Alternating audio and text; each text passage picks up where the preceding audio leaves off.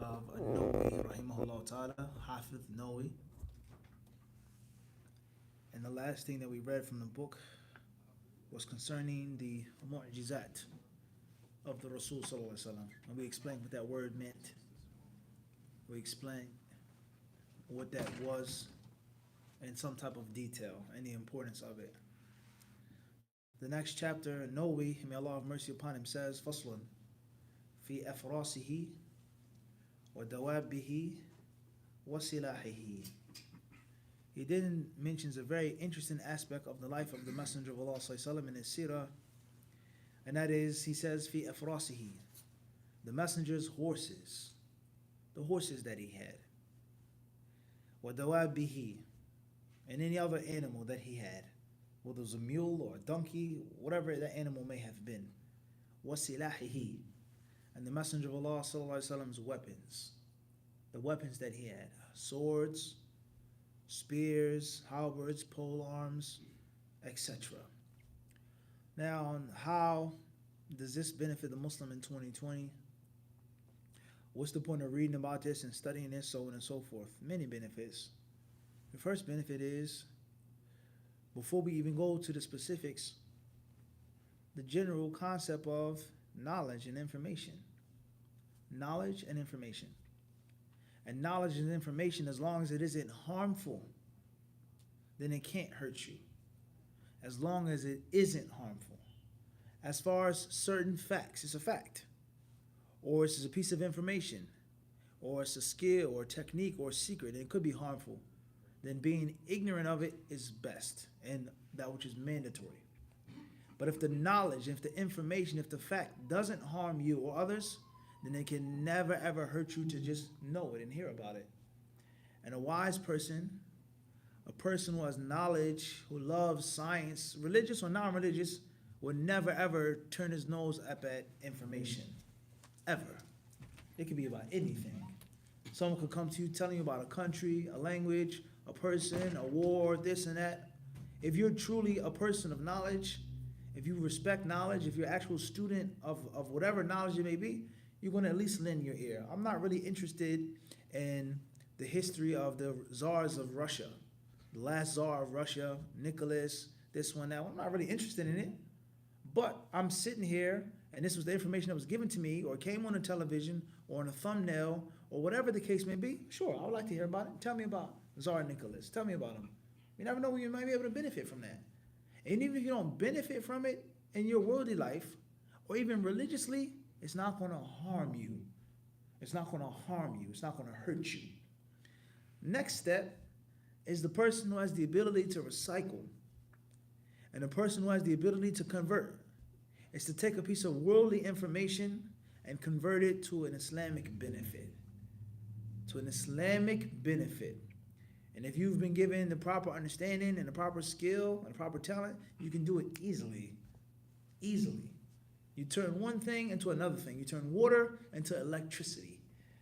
Hydro, the hydro power plant. Turn a waterfall into a voltage through a conversion. They convert it.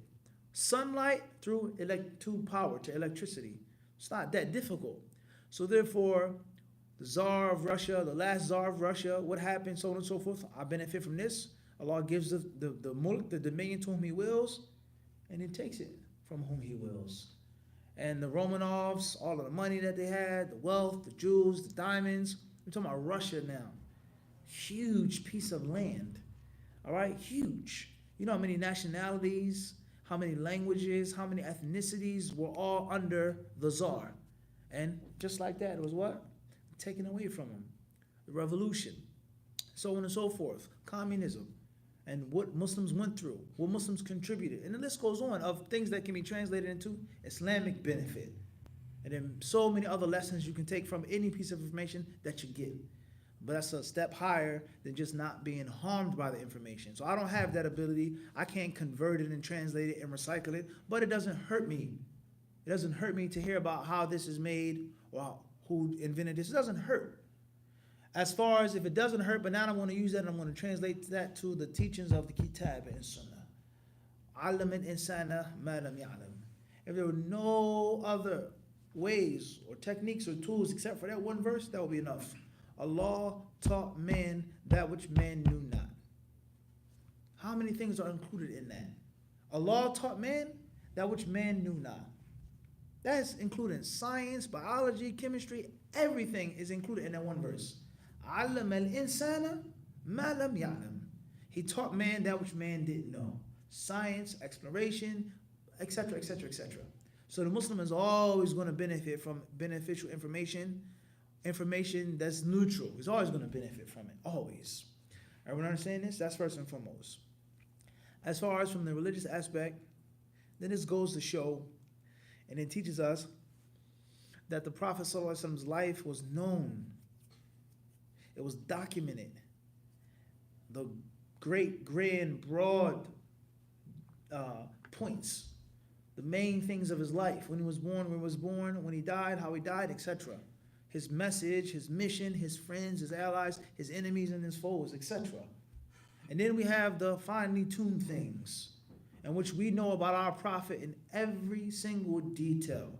I can tell you about the prophet's sword, how many swords he had, what type of swords were they, and what were the names of those swords. That's a great deal of detail about someone. So if you have someone who's saying, yeah, I know Sheikh Fulan, yeah, I know him.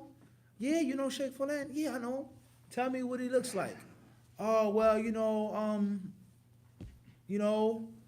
I made Umrah and I saw him really quick, but I can't remember what he looked like. Oh, okay, tell you. You had lunch over at Sheikh's house?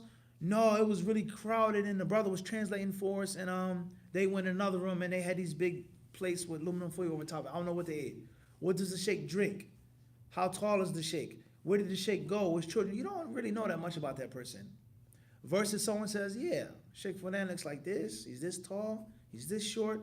He has these sons. His favorite meal is this. His favorite drink is that. Every time we would go on Umrah, he would ask us, who brought me this sweet from America? You actually know that person because you have a detailed description of that person's life.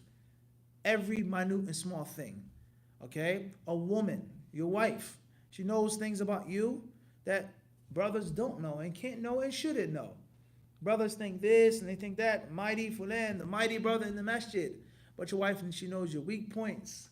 She knows your soft underbelly. She knows your scars, your secrets, your personal things that no brother in the masjid knows. And that's because she's your wife. She lives with you. She shares a bed with you. And from the signs and the manifestations that she was with you and she had a good relationship, inshallah, or even a bad relationship, is that she knows ma'arifah tafsiliyah. It's detailed knowledge versus brother Abdurrahman from the masjid, yeah, with the beard, such and such and such and such. It's basic information. Basic information. So the more a person knows about another person, it shows something, let alone if you love that person, if you claim to love that person. And this is what we've said many times before when it comes to pop culture. We're talking about musicians, rappers, singers, actors, actresses, athletes. You always want to know the details about their life. And that's why they have those interviews. And that's why they have those articles in the magazine. And that's why they have behind or backstage. You want to know the favorite food, the favorite color. When did you start singing? When did you discover that you had musical talent? When is the first time that you were on stage? What record deal did you get rejected? You want to know these things because they love that person. They idolize that singer. And it's not enough just to see a person singing, oh, I bought the album and that's it. No, you want to get to know the star. And the more you know about the star, the more you love the star and the more you idolize them and hero worship them. Everyone understand that? So detail brings about a greater level of love and appreciation, and it gives you a stronger level of connection and intimacy. You feel like you know that person. You feel connected to that person versus such and such and such and such. It's applicable to any aspect of life. So what do you think, or what would you say about the Rasul al-Kareem, sallallahu alayhi wa sallam? The more you know about him. Not general things, the specifics, the fine details. That's going to require, inshallah, for you to have more love for him, more respect for him. The next benefit afterwards is that this clearly proves and demonstrates that the Prophet sallallahu alaihi wasallam was a human being. And he was a man who was practical and pragmatic. He was a man. He rode a horse. He wielded a sword. Sometimes he rode something that wasn't a horse, such as a mule or something like this. He was a man. The Prophet ﷺ was not an angel. The Prophet ﷺ was not divine. He was not made from nur. The Prophet ﷺ did not have all of the things of the worldly life. And there's so many countless benefits that you learn from studying the day-to-day details about the Rasul al-Kareem ﷺ. And from that is his horses. It's like a person, what type of car do you drive? You drive a Jeep, a van, a coupe, a SUV.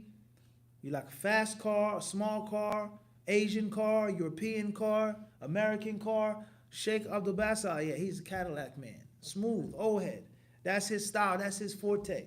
Brother Jihad, nah, he's pushing a what? A Denali or something big, something high up. Brother Fulan, he's not married, he has no kids. So he drives a coupe. He's fast, quick, in and out.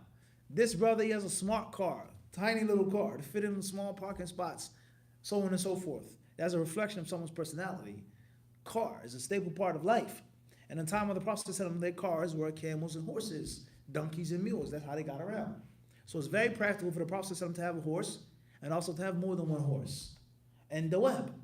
Every time a person doesn't have a horse. Rather, and we should notice as Americans, Central America, South America, sometimes a horse is not the best animal to ride upon. Or if you're carrying things, you may need an animal that's stronger. You may need an animal that's not as prideful. You know, certain horses have a great deal of pride. And anyone who trains horses and keeps horses, they'll tell you about the attitude problems that horses have. They don't want you on their back. They'll spit on you. They'll bite you. They'll kick you. Get away from me. If you're scared, if you're not domineering enough over them, or they just, I don't want you on my back. Get away from me. Or some horses, some brothers have told me, people who manage horses, some horses will commit suicide. They'll kill themselves because they refuse to be tamed. They refuse it. So oftentimes, a horse is not the best animal to have. Let alone in our history, Southwest America, Mexico, Central America, South America, you need a donkey, you need a mule. And those high, narrow mountain passes, smugglers, what do they have? What do they take? Horses? No. They have a mule. Strong, brolic animal that can walk for miles. A little bit of food, a little bit of water, a little bit of complaints.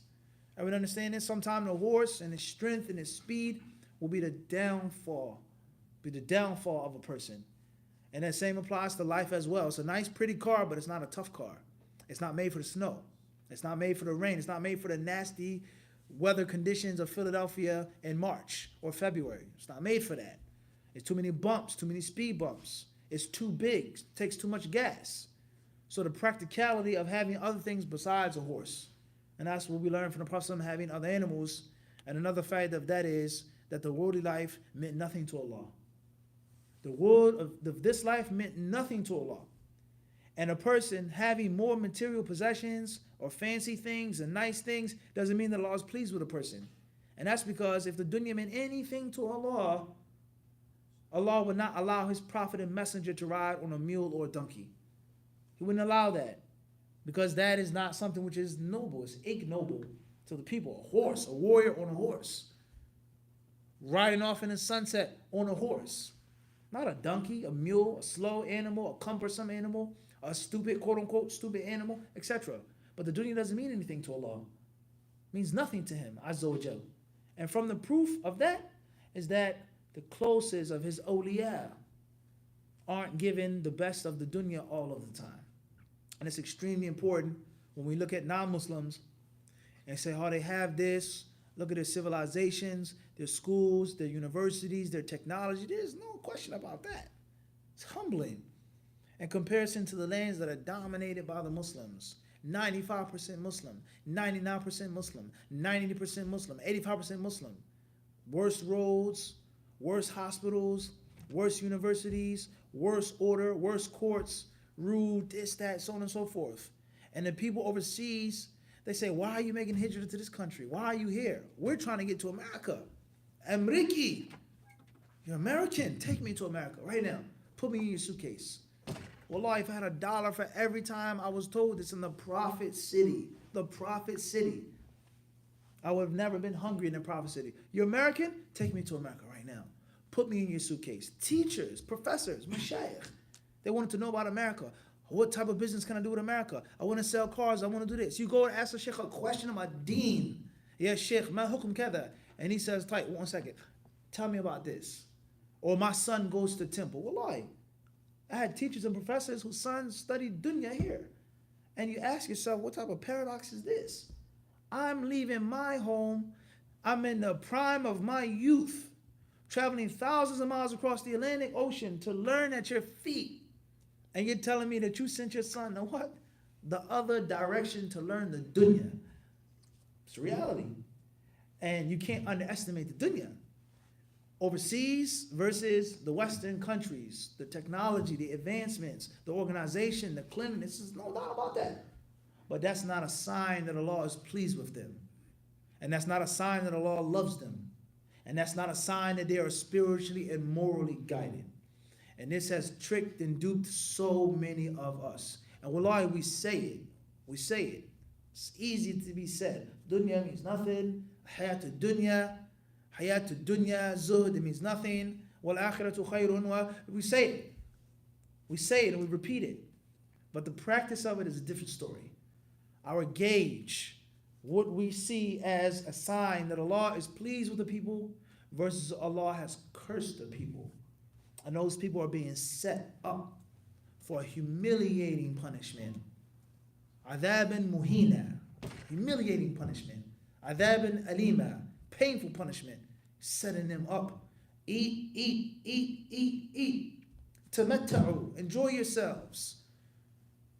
Enjoy yourselves. Think that you're going to get away. So we have to be mindful of these things, and we come across all of these realities when we study the prophetic seerah. He didn't always have the best of things. Last but not least, it says, wasilahihi, his weapons. There is nothing wrong with having weapons. It's not illegal to have weapons. Or people, they say, oh, these Muslims are militant. Fulan is militant, and they're militant, and this person's militant, and this person's militant, and militant. And many Muslims, they go along with the flow. And they allow the kuffar to speak on the narrative of Islam. Yeah, he's militant. Or we're not militant. Oh, don't do that type of martial arts. That's too militant. So on and so forth. What is the sin of being militant? A person is militant. You being militant doesn't harm anyone. Doesn't make violence on anyone. And the proof of that is that there's a military in this country. One of the largest, strongest, most well-fed machines of war in the world. And it's not a war every day. People are not getting killed here every day, but they're militant, and they have a military, and there are millions, if not billions of dollars that are spent every single year in the furthering and the development of the military. How to kill more, faster, easier, by the press of a button, a drone. We're in a room, we fly a joystick, boom, done. That crude warfare going in front of, it's done, it's over. Just like that, over, done. So the concept of a person being militant, a person having weapons, a person being trained, versus you making illegal and illegitimate acts of violence against a person. They aren't the same. It's not the same. So if I say, well, I have some weapons, they're legal weapons, it's not against the law, I'm an American citizen, it is my right to bear arms. The forefathers of this country, they fought, they killed, they lost their lives to preserve these rights to bear arms. So therefore, me being a Muslim having weapons has nothing to do with Islam or religion. You're a Christian, you're a Jew, you're a Buddhist, you're a Hindu, you're an atheist, but we're all American. So why is it pinpointed on me? I'm Muslim and I have weapons. What's the problem of a Muslim going to the range? What does it have to do with Islam? I'm not hurting anyone. I'm not bothering anyone. I'm not killing anyone. It's my American right to practice the right to bear arms. What's the mushkila? What's the problem? Why are you scared and afraid and terrified if you're not doing anything wrong? And why the hypocrisy? Christians can be militant, but not Muslims. These people can be militant, but not Muslims. These people in this country can have nuclear weapons and a huge army with tanks and planes and bombs, but not the Muslims next door. No. You're not allowed to have that. It's hypocrisy. So there's nothing wrong with having a sword. There's nothing wrong with having a weapon. What you do with that weapon, what you do with that sword, that's a different story. Harming yourself, harming others, that's a different story. Breaking the law, that's a different story. Making violence, which is illegitimate, illegal violence against the deen, that's a different story. But there's nothing wrong with having a weapon. And a weapon in one person's hand is a weapon, another person's hand is a tool. It's a tool. And you'd be shocked that many brothers today become so docile and passive, as if they've been neutered. Their man has been taken away. You have a pocket knife. You say, oh, what you doing with that, Akhi? A pocket knife. Oh, what you got a knife for? Are you paranoid? Why you got a knife? What you into? Mufti, what you doing? It's a pocket knife. And the non-Muslims themselves sell it online. They sell it in the store. You don't need an ID. You want a knife? Tell you, $69.99, it's yours, done. What's the mushkila? You travel, you go to a different country, you have a knife in your suitcase. The brother in the hotel, oh, you got a knife with you. Why you got a knife? Why you traveling with a knife? And the TSA, the people in the airport, they see your bag and they do what? Pass along. Enjoy your flight. You check in your luggage because it's not what? It's not illegal. It's not against the laws. You're not breaking any laws. Nor are you making any acts of aggression or violence to anyone. So the mentality of a weapon and how many Muslims look at weapons and play around with weapons and disrespect weapons, that needs a great deal of discussion. And the Prophet ﷺ had weapons. He had silah. He had swords. He had more than one. All right? So it's very important for us to understand this. The Kitab and the Sunnah is one thing. The rights, the Constitution of America is another thing. What are you running from? It's not illegal in the religion, and it's not illegal in the United States. What's the problem? What's the negative stigma? Why is Islam associated with terrorism and killing? Okay, I say all Irish people are terrorists. All Protestant people are terrorists. How many people do they blow up? The IRA. You don't say every person from Ireland is a terrorist. So why is every Muslim from the Middle East a terrorist? The double, the triple, quadruple standards. And a Muslim is not supposed to imitate the kuffar, period, let alone imitate them in their nifaq. And in their hypocrisy, their double standards. That's even worse now. You're following them upon their double standards, their triple standards. La abadan. The rules are the rules and the laws are the laws. Moving forward.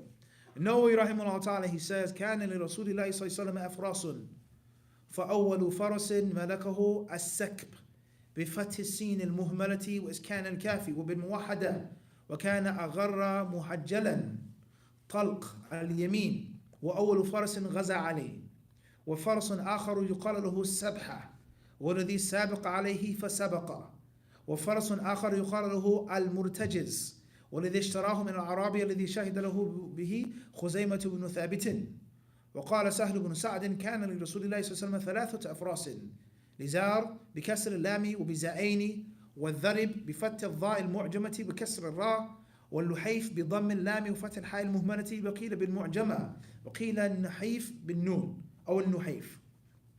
وأما لزار فأهداه له المقوقس واللحيف أهداه له ربيعة بن أبي البراء فأثبت عليه فرائض والذرب أهداه له فروة بن عمرو الجذامي وكان له فرس يقال له الورد أهداه له تميم الداري ثم وهبه لعمر ثم وهبه عمر لرجل ثم وجده يباع.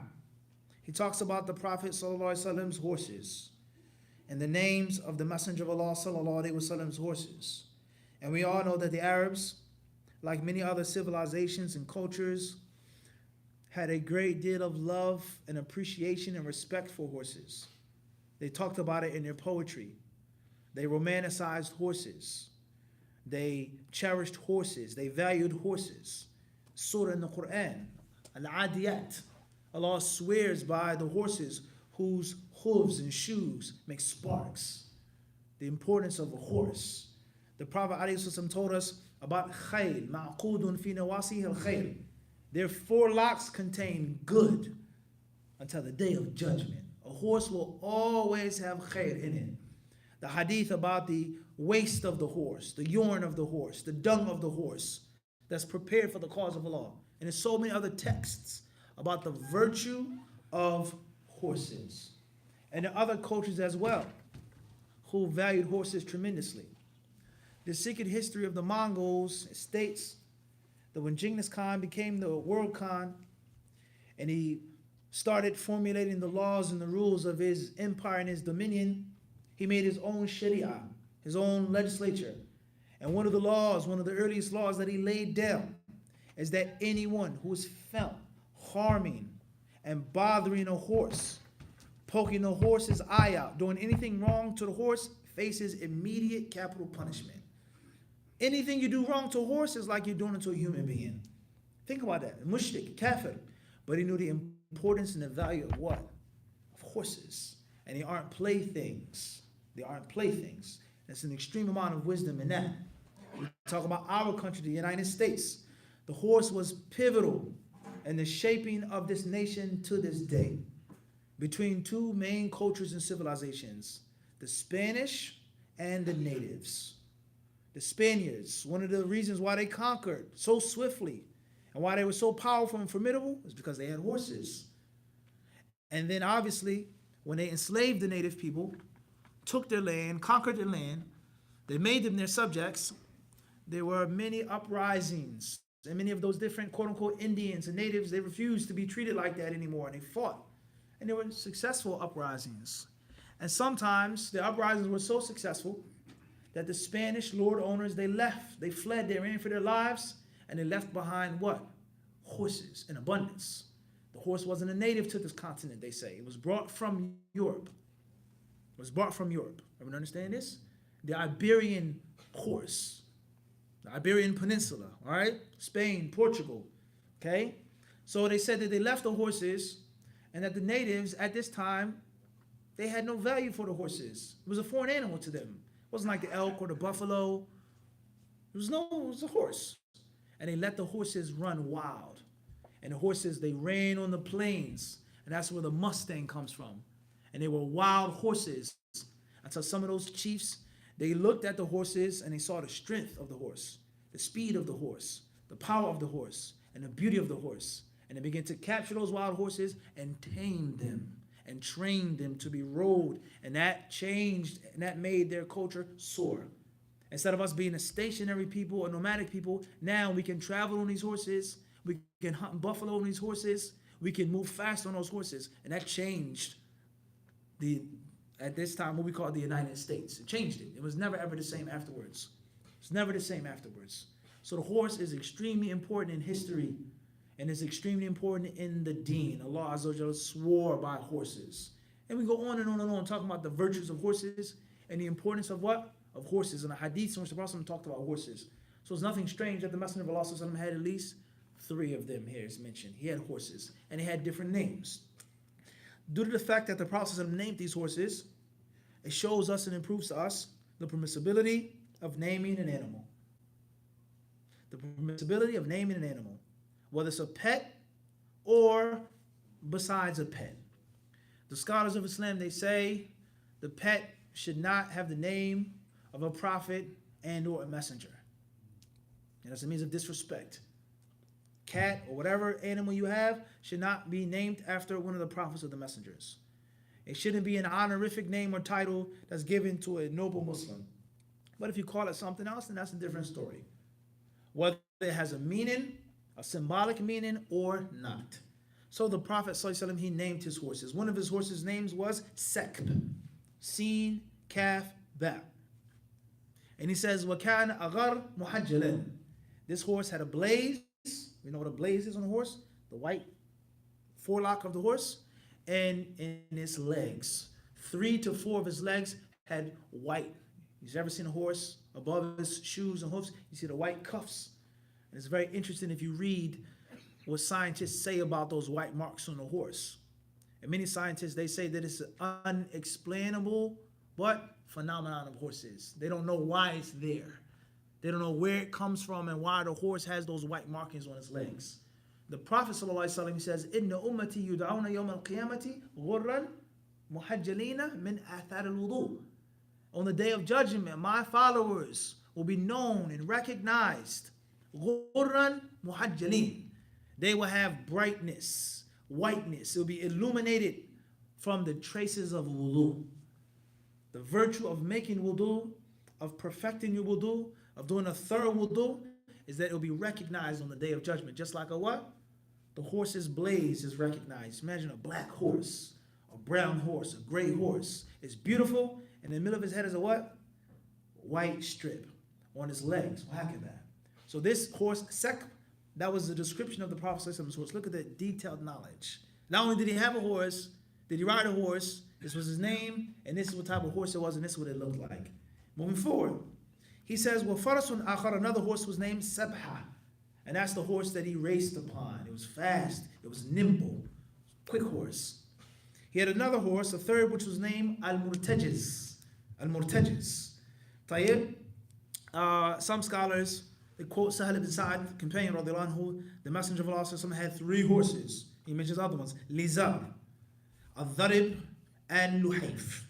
And Nawawi mentions all of the horses and where he got them from. And many of them, these 3 here he mentioned, they were given to him as gifts. People gave the Prophet ﷺ a gift of a horse. Moving forward. He says here, وَكَانَ لَهُ صَلَّى اللَّهُ عَلَيْهِ وَسَلَّمَ بَغْلَتُهُ دُلْدُلْ بِضَمِّ الدَّالَيْنِ الْمُهْمَلَتَيْنِ يَرْكَبُهُمَا فِي الْأَسْفَارِ وعاشت بعده صلى الله عليه وسلم أو يركبها حتى كبرت وذهبت أسنانها وكان يجش لها الشعير وماتت بينبع. روينا في تاريخ دمشق من طرق أنها بقيت حتى قاتل عليها علي بن أبي طالب رضي الله عنه في خلافته الخوارج. And then he talks about the Messenger of Allah صلى الله عليه وسلم's baghla, his mule. The Prophet had a mule, and this mule, his name was Duldul. Duldul. That was the name of the mule. A nice name, Duldul. Think about a name you would call a horse or something. Duldul. That was the name of the horse. That was the name of the mule. And the Prophet says he rode upon this mule when he traveled. And an interesting fact is that the mule lived after the Prophet ﷺ. The Prophet ﷺ died and the mule remained alive. They said it lived for such a long time that its teeth fell out. And some scholars, they say that the mule existed even to when Ali radiallahu anhu was the Khalifa. And he fought upon that mule when he battled with the Khawarij. Interesting fact, huh? For a mule, what? To live that long and to outlast the master. In most cases, the animal dies, right? And then you get another one, whether it's a dog or a cat or whatever. But the mule outlasted him. And Ali radiallahu anhu rode upon that mule, it says. وَكَانَ لَهُ صَلَّى اللَّهُ عَلَيْهِ وَسَلَّمَ نَاقَتُهُ الْعَضْبَاءُ. What's a mule? Where does a mule come from? A horse and a donkey? A horse and a donkey. Who's the father? It's a reality. Which one? The donkey is the father. And the horse is the mother. All right, tell you. When was this hybrid made? When was it made? Yeah. When do you think? How long mules been around? Who came up with the idea of mating into animals, mixing them, breeding them? It was an accident. An accident. Allahu Akbar. Mumkin. Why? Or sorry, you said it was an accident. Anyone say it was done on purpose? Fadl Sheikh. Why? Why did they mix the 2 animals? Best of both worlds. Tayyib, which were? The strength of what? The strength of the donkey, the stubbornness, the tenacity of the donkey, and the what? The speed of the horse. And size. All right? The best of both worlds. It's a very important point if you think about it. Is that it's not just about what? Brute strength, nor is it about speed and cunning, but having a what? A mixture, balance. Combine the styles. Right? Khayr, inshallah. Moving forward. He says, وَكَانَ صَلَّى اللَّهُ عَلَيْهِ وَسَلَّمَ, and we said that mules and donkeys are very important. And horses, the history of this country. You gotta read and learn about your history. Very important. وَكَانَ لَهُ صَلَّى اللَّهُ عَلَيْهِ وَسَلَّمَ نَاقَتُهُ الْعَضْبَاءُ وَيُقَالُ لَهَا أَيْضًا الْجَدْعَاءُ وَالْقَصْوَاءُ. هكذا روينا عن محمد بن إبراهيم التيمي أن هذه الأسماء 3 لناقة واحدة وكذا قاله غيره وقيل هن 3. And the Prophet also had a she camel. He had a female camel, not a male camel, a female camel. And this, the scholars, they differ on whether he had 3 camels or whether there was 1 she camel. Some say that the name of the she camel was Adba, and some say it was Jad'a, and some say his name was Qaswa. And other scholars say rather these are the names of 3 different she camels that the Prophet ﷺ had. Tayyib, what are some of the benefits of a camel? What are the benefits of riding on a camel? Traveling through the desert. What's the problem with the desert? It's hot. They got those humps. Huh? What else? Sand is hot. Tell you what else? Lack of water. They can travel far without needing to drink water. What else? Strong. Strong. Carry things on their back. Even though the camel looks what? Looks skinny. Lazy. But have you ever seen the camel bone before? It's solid, right? Tell you, there are other benefits as well. You can eat the meat. Tell you. See-through eyelids. What's the benefit of that? Dust. Sandstorm. The dust. Right. If the God was on the night, I'll tell you. What else? أَفَلَا يَنْظُرُونَ. Allah says, do they not what? All of that is included in that ayah. Do they not look at the camels and see how they're what? See how they're made. What other benefits are there of camels?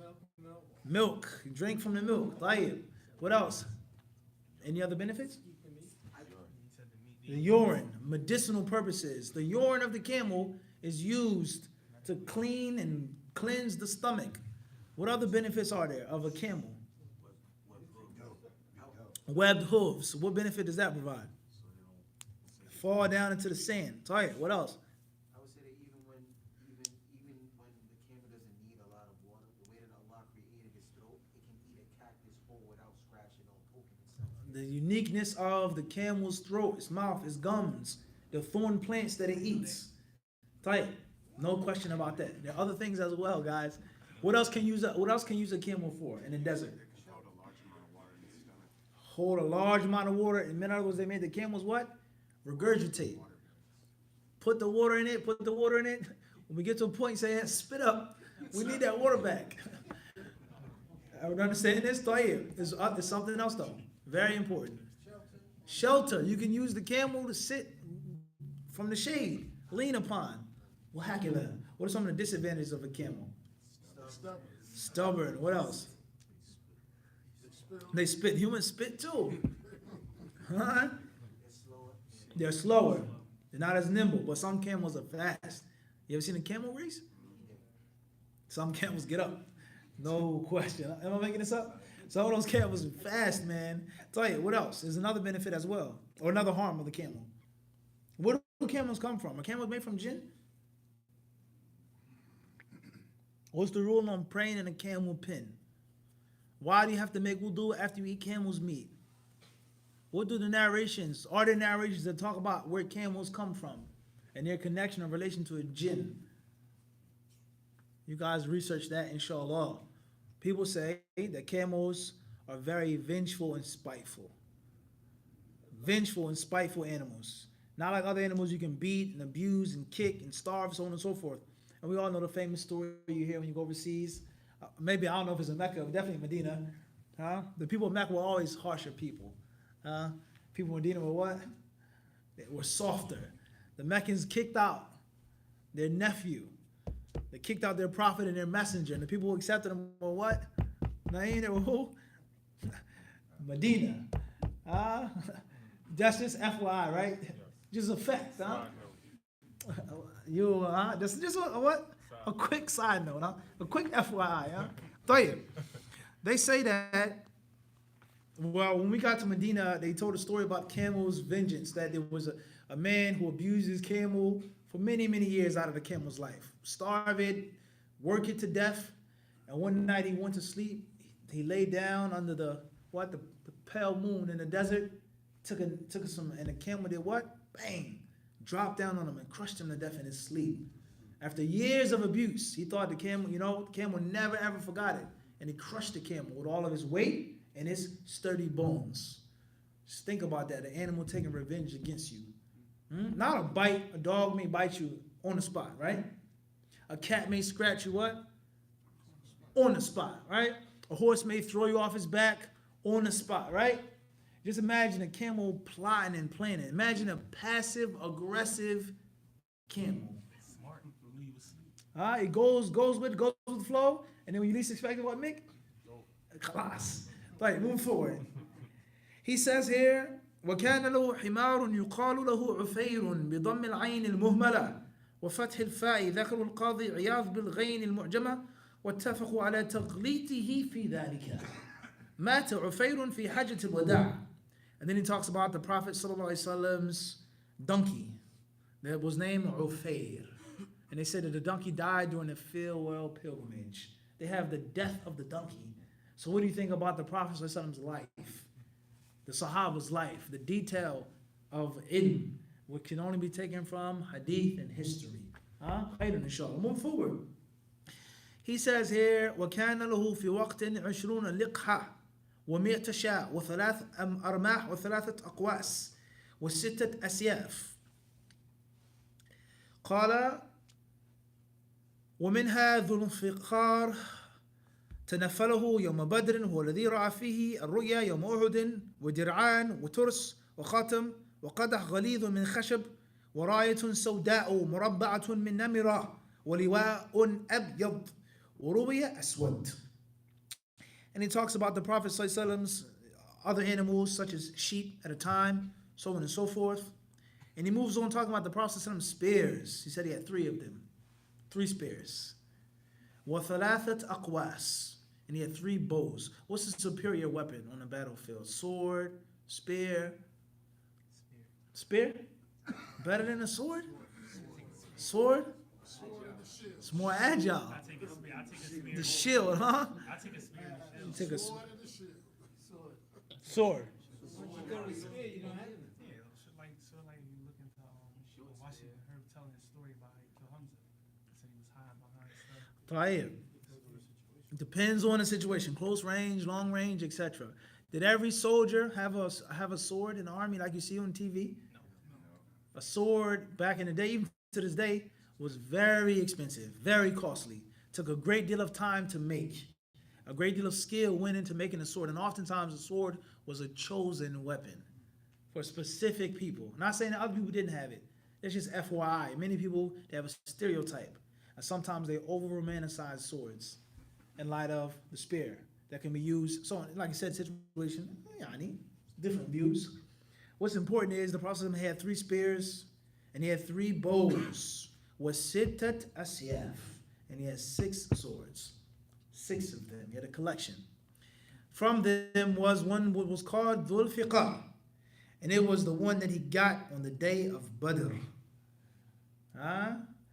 Moving forward, he talks about the Prophet's chainmail, his armor, his breastplate, dir'an, his helmets, his shield, his ring, etc. He says, وَعَلَمْ أَنَّ أَحْوَالَ رَسُولِ اللَّهِ صَلَّى اللَّهُ عَلَيْهِ وَسَلَّمَ وَسِيَرَهُ وَمَا أَكْرَمَهُ اللَّهُ تَعَالَى بِهِ وما أفاضه على العالمين من آثاره صلى الله عليه وسلم غير منحصرة ولا يمكن استقصاؤها ولا سيما في هذا الكتاب الموضوع للإشارة إلى نبذ من عيون الأسماء وما يتعلق بها وفيما ذكرته تنبيه على ما تركته ولأن مقصودي تشريف الكتاب بتصدير بعض أحوال رسول الله صلى الله عليه وسلم في أوله. طيب. Then Nawawi rahimahullah, this last thing we'll mention tonight, he talks about how the Prophet sallallahu alaihi wasallam, he had so many different circumstances and situations, so many different details from his life, so many different facts, so much to talk about, and that's not the intention, the purpose, or the objective of this book. Obviously, this book, like we mentioned in the first class, is a part of a bigger book. The book is not about seerah. And he said he only wanted to say tasdirul kitab. It's to put the barakah in the book by mentioning the Prophet before anybody else, of those whom he's going to talk about their names and their biographies. So he says that the seerah, what I've mentioned, is so much more what I haven't mentioned. And that's the beauty of knowledge, especially the seerah. The more you read, the more it takes you into it. You keep moving forward like a mirage. You keep getting closer to the water and closer.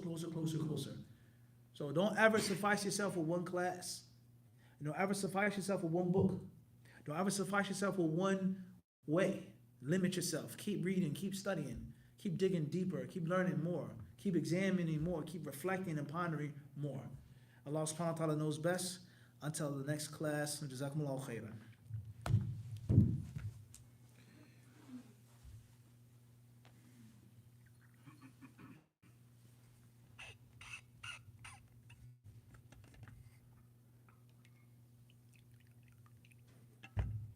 Inshallah, we'll take a few questions tonight, if possible. Any brothers or sisters have any questions here?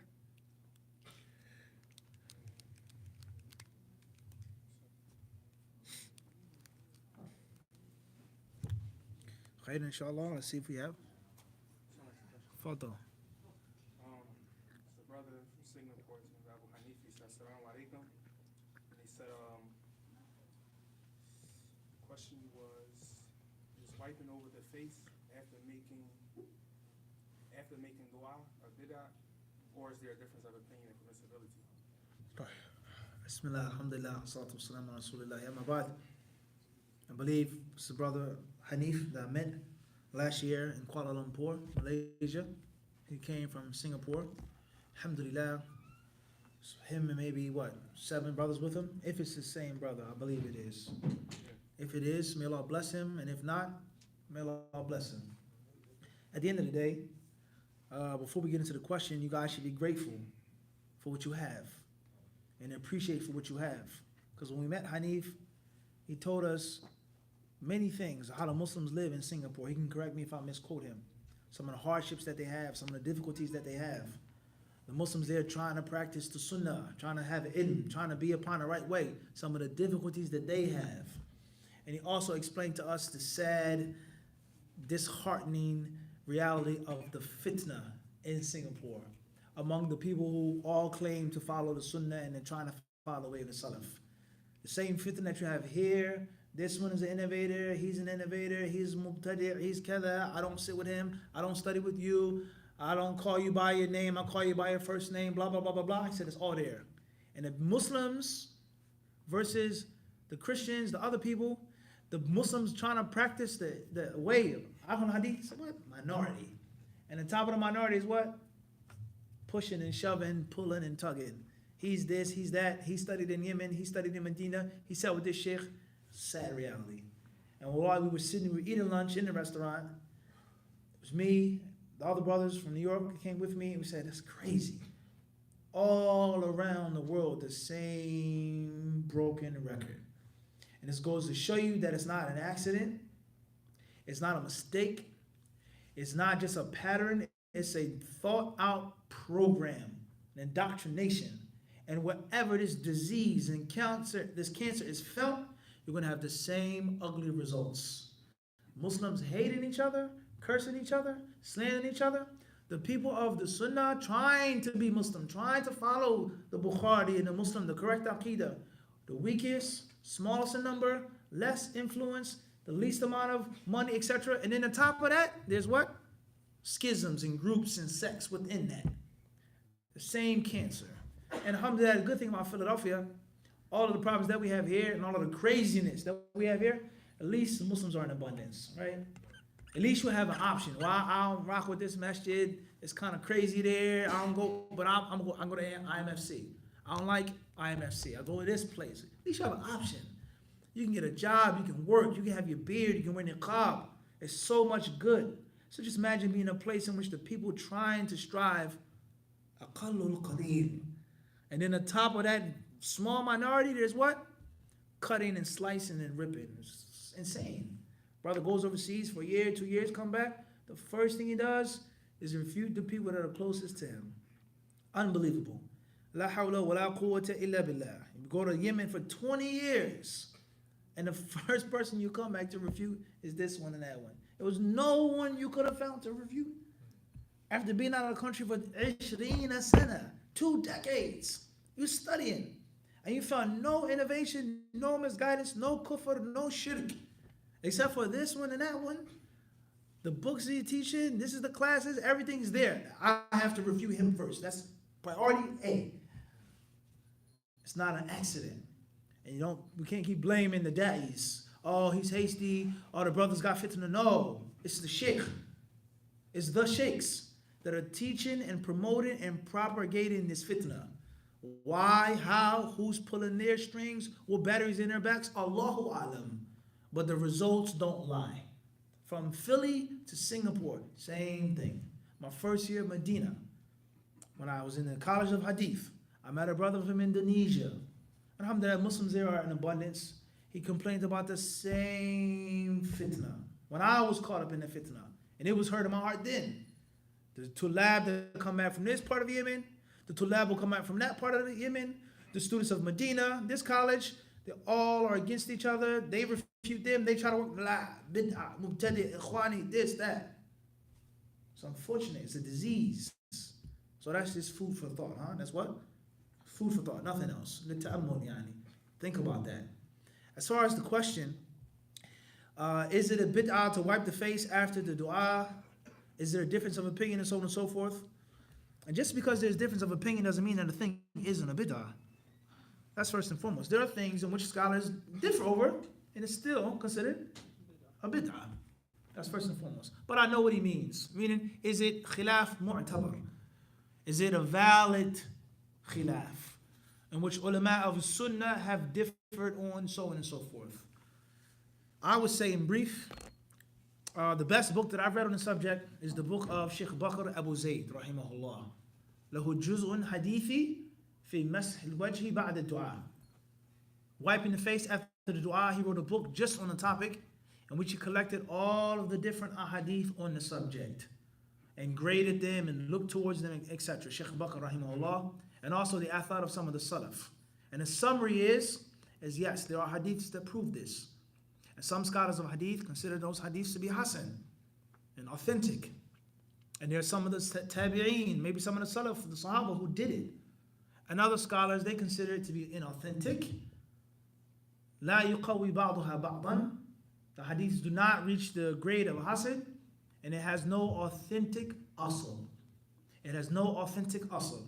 So the scholars of hadith and ulama of hadith, not the Sufis, they differ on this topic.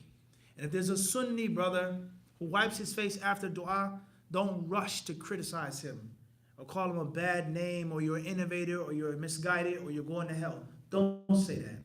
And that's because there are many great people who preceded him in doing that. If you don't want to do it, don't do it. Don't do it. You don't have to do it. I don't consider it authentic because I researched it, the person says. Or I follow Sheikh Fulan in his fatwa. La bas, that's fine. But don't make inkar in which there's clear difference among the ulama of Islam. And there's wisdom behind wiping the face after the dua. Some scholars, they mention the barakah of the dua, the khair of the dua, and the other narrations about the Prophet reciting those surahs, the quls, and making the tafel, the light spitting in his hand and touching his body.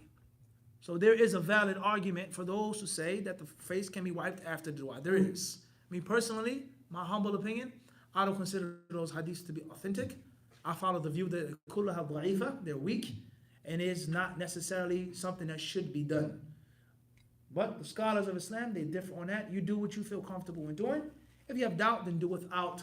But the problem comes in, and it's one of the reasons why we have this fitna, is that the people, they make inkar on issues of khilaf, and they force their opponents into a corner as if it's an issue of ijma.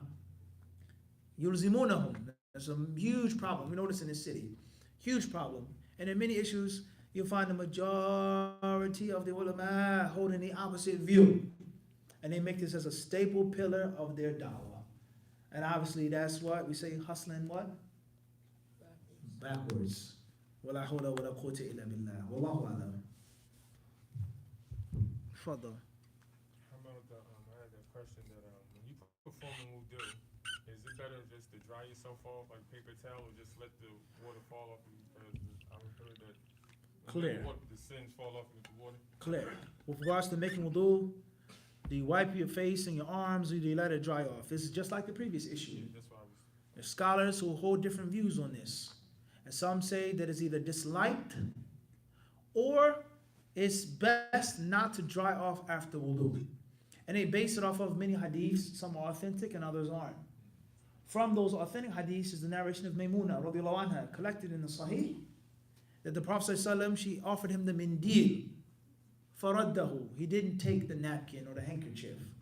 So some scholars say that it's makruh to wipe off after the wudu or the ghusl, etc. And other scholars say no, there may have been a reason why the Prophet didn't take the handkerchief, etc., etc. And also the hadith of the Prophet, the authentic hadith, that whoever washes his face, illa, except that he what? The khataya, kharra min wajhihi. Every sin that he looked towards will fall. Ma akhiri qatratin min al-ma. The last drop of water. So some scholars, they say that the wudu should not be dried off. And other scholars, they say, la bas, la mushkila. The reward is there. It's going to be there. You're going to get the reward, inshallah ta'ala. If you're going to let it dry off, then perhaps that's best. If it's cold outside or you're in a rush, you have to go, there's nothing wrong with that as well. Wallahu a'lam. Scholars, they differ on that issue. Wallahu a'lam. Khayr, inshallah. We take maybe one more.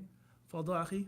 I read a hadith a while ago, and I wanted to make sure that it was sound that one of the Prophet Muhammad Sallallahu alaihi wasallam. They were making a ghusl, but they only took the water and put it on themselves one time, Okay. and that was they said that in this hadith that it was sufficient. Right. Is this hadith sound or is it not sound? Right, clear. Question regarding making a ghusl and pouring all of the water on your body. A hadith that states that the Prophet ﷺ's wives did this. And they poured all of the water on their body all at once. Is that sound or not? That specific hadith, that specific wording, I'm unfamiliar with. I'm unfamiliar with that the Prophet ﷺ's wives took a ghusl and poured it over their entire bodies. I don't know of an authentic hadith. I've never come across any authentic hadith or even a weak hadith for the matter that describes the Prophet ﷺ's wives' ghusls. I've never read that. Every hadith that I've read from the scholars of Islam either talks about the Prophet's ghusl, one of the companions' ghusl under the instruction of the Prophet telling them what to do in the ghusl or what not to do, and or the Prophet ﷺ and one of his wives making ghusl. Aisha said, me and the Prophet ﷺ made wudu from this pot, from this cauldron. Our hands were in it, etc., etc. But one of the wives, prophets, the ghusl being explained and mentioned, I've never read that or heard that, so I don't know. I'm unfamiliar with that. As far as the ruling, the fiqh ruling, can water be poured on one's body all at once, etc.? Then the scholars of Islam, they say simply and easily, two ways of making ghusl. One is a simple basic way, and one is a recommended subrogatory way. The basic level and a higher level. The basic level, first and foremost, is to have the niyyah, the intention, the niyyah. Then they say the whole body must be wet from head to toe. And some scholars, they add al-madmada wal-istinshaq. The water has to be placed in the mouth and the nose. Right side, left side, wiped, bismillah, Allahumma. Just like that, your ghusl is done. For menses, for being junub, etc. Clear on that? And the other way of making ghusl is the recommended way, saying bismillah, starting off with the wudu. If you're junub, washing your private part, putting your hand on the earth, the dirt, will be equivalent to using soap, etc. Making wudu, washing the head 3 times, right side, left side, the number of ghusls, and using the feet in a different place, washing the feet in the sink after you step out the shower, in the sink or wherever else you go, the kitchen, whatever you got to do, right? And once you wash your feet in another place, and then you make the dua, Allahumma, so on and so on and so forth. So 2 ways of making ghusl. So 2 ways of making ghusl, both are valid. And the benefit of knowing this is when you're in a rush, or it's a little bit of water. You may live in a house, there's only 1 bathroom. You have your wife, you have your kids, you have this one, that one, and there's a rush. You got to make it to Jummah on time. There's no time for you to rubber ducky and scrub and sing. There's no time for that. Quick, bismillah, bang, out the bathroom. This is reality. Knowing the fard of wudu and ghusl. The benefit of that is when you're in a rush, or when there's only what? A little bit of water, maybe freezing cold, and it's only a little bit of water. Or your little daughter or your son, they took a 20-minute shower, and they took all the hot water. You get into the shower, astaghfirullah, what is this? Water is cold. So you might have to just what? A quick joint. You see what I'm saying to you? That's right. A submarine bath, huh? You get 60 seconds. But if you don't know that there's that's the fault, then you're going to think that I got to do it like this, I have to do it this amount of time, so on and so forth. As far as if you have time, if there's more water, then you always do the what? Recommended way of the ghusl. The 3 times, the right hand, the left hand, etc. Everybody clear on this? Well, Naam, Sheikh. Now, related to washing the feet later, because we have drains, and that water may have been standing water, it was dirty, so is that the modern fuqaha, what do they say about that? If the water is running, la bas. And it's not necessarily haram for a person to make ghusl in still water all of the time. Still water, being junub, urinating in the water, waswasa, etc. But the sheer fact is not necessarily absolutely prohibited to make a ghusl in the still water. It's not necessarily prohibited. I'm just saying, but. Clear. Even when the water is flowing, that's not mad dam. That's not still water. As long as it's flowing, that's jadi. It's continuous. It doesn't apply. So you don't have to move. So you don't have to. No, the brothers, the moving has nothing to do with the water or the place. She mentioned that the Prophet ﷺ he washed his feet in another place. Whether it's a spiritual benefit behind that, Hassan, Allahu Alam. Not necessarily saying that the place was dirty or not. La. What la? Huh? Got some humbly stuff for us, huh? طيب, khairan, inshallah. Q&A for the brothers is done. We said, are there any questions? Sahih? Tafadhal ya akhi. This is from brother Abu Khalid from Minnesota. He asks, why did Imam Nawawi prefer the writing, the wording of Imam Muslim over Imam Bukhari in his books for agreed upon ahadith? Question is regarding why did Imam Nawawi prefer the wordings of Imam Muslim over the wordings of Imam al-Bukhari in his books in which the hadiths were agreed upon? Very excellent question. First and foremost is, we have explained this issue in detail in our explanation of 40 Hadith on Seeking Knowledge, Volume 1. We've explained that. You can go back to the playlist on the channel, and that was what we did in the book. Whenever there's a hadith agreed upon by Bukhari and Muslim, we will mention Muslim's wording. We explained why. Number two, for us to understand what's meant, we have to get to, we'll answer the specific question and go back to the general people. Imam Muslim, rahimahullah, he wrote his book in Nishapur. He wrote it in Naysabur. And he spent over a decade writing his book. Some say 12 years, some say 14. He spent a long time writing his book. Most of his books, his notes, the mashayikh were there with him. As far as Imam Imam al-Bukhari traveled. And he said, Ruba hadith sami'tuhu. He says, maybe a hadith I had heard in Baghdad, katabtuhu fi Sham. And I didn't write it down until I got to Syria. Imam al-Bukhari's, his memory and how his style was different than Imam Muslim. Imam al-Bukhari, rahimahullah, was fluid, easygoing, simple, fluidity. The wording of the hadith, the sheikh's name, Hadathana Abdul Aziz, Al-Uwaisi, Imam Muslim, or whoever the sheikh is, Abu Bakr, whatever it is, he may say, Wahu Al-Uwaisi. Imam al-Bukhari, if he got the first part of the sheikh's name, he would say his whole name. So let's say you heard something from me and you said, reported to me, Muhammad ibn Munir Abdul Hamid. Right? But the one that you got it from, Brother Wadith, he never said that. He said, Brother Muhammad told me. And you know that he's talking about me. But that's not what he said.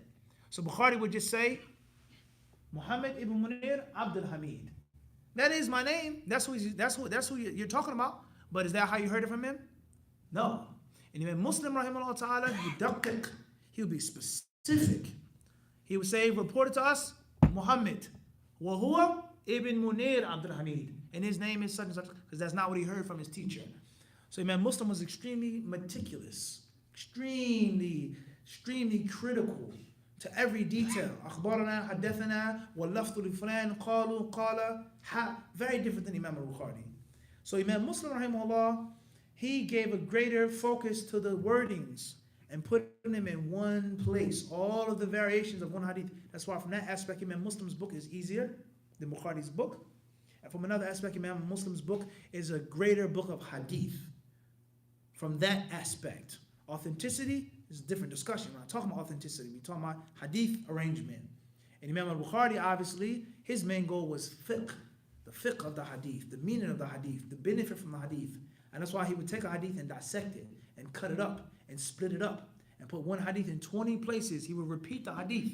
It has a lesson in Kitab al-Iman, Kitab al-Jihad, Kitab Tafsir, Kitab al-Talaq. But Imam Muslim would take that hadith and put it in one place and one place only. The Prophet was asked about divorce, kada, kada, kada, Kitab Talaq, that's it. And he would bring all of the variations of that report in one place. All right? So we're talking to a specific audience here. Imam Muslim's book, some scholars say, for a student of hadith to start off with that before Sahih Bukhari. So Imam Muslim's book is more organic hadith book than Bukhari's book. And Imam al-Bukhari's book is no question about that. One of the greatest books written in the humanity of history. Not just Islam, not just hadith. But he has statements of the Sahaba, statements of the Tabi'een. He has different things in his book, how he splits a hadith, yu'alliq al-hadith, he makes ta'liq. Imam al-Bukhari is whimsical. His style is just beyond match. And Imam Muslim's book is more orthodox of a hadith book. So the wordings of Imam Muslim oftentimes were more precise, or easier, or sharper, right to the point. And this is one of the reasons why Imam Nawawi and others preferred the wordings of Muslim. Because Muslim gave a greater deal of precedence and importance to the specific wording versus Bukhari rahimahullah ta'ala's style of fluidity along with accuracy. It's accurate, but it's fluid. There's no need for me to say, and his name is Ibn Munir Abdul Hamid. Muhammad Ibn Munir Abdul Hamid told me. That's yakfi. You understand this? Just think about it with regards to culture. Okay? You talk about, it could be any example you can make. Talk about in the Far East, Japan versus China, with regards to tea, with regards to martial arts. This is how they fight. This is how they fight. Every move is calculated, sharp, strict, and rigid versus smooth fluidity. But both styles are what? Great in their own respect. You understand the point I'm trying to get to? So these are some of the reasons why Imam Muslim, rahimahullah, or why Nawawi and others, they what? Chose Alfaz Muslim. Wallahu alam. And of course, as we said before, brothers and sisters, not to cause confusion, but HadithDisciple is a channel for different people with different appetites. There's some people who have hadith questions, hadith appetites, and others who may be confused. What are you talking about? What does this benefit me being a 9-to-5 Muslim? That's fine. Everything is not for everybody, just like a store. This person gets this, and another person is looking for a specific edition of a thing in a store, connoisseur, etc. Everyone understand this? Allah Azza wa Jalla surely knows best. We're going to stop here tonight. Jazakumullah khairan. It was my pleasure. Assalamu alaikum wa rahmatullahi ta'ala wa barakatuh.